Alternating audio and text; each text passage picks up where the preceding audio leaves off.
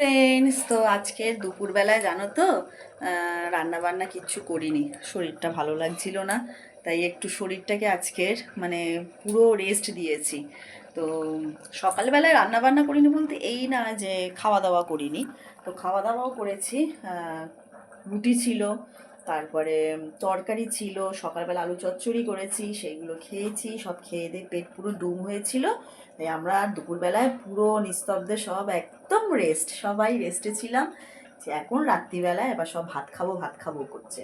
তাই বললাম ঠিক আছে চলো। তো এই দেখো এইখানে একটু ফ্রিজে একটু মাংস ছিল, দেখো এই দেখো ফ্রিজে একটু মাংস ছিল, সেই মাংসটা দেখো ভালো করে ছোট ছোট আলু দিয়ে কষিয়ে নিয়েছি।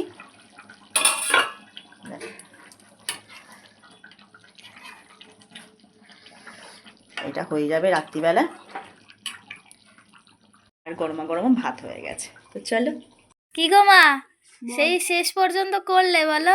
দুপুরবেলায় হাফ খাওয়া না খাওয়া, রাত্রিবেলা মাংস দিয়ে ভাত। ভালোই বলো, এরা মাঝে মাঝে পানিশমেন্ট।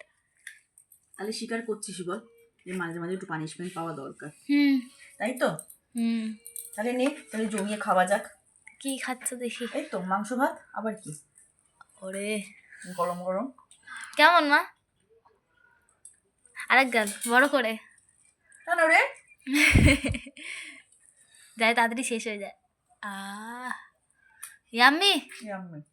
তা টাটা বন্ধুরা, মা টাটা করে দাও। টাটা।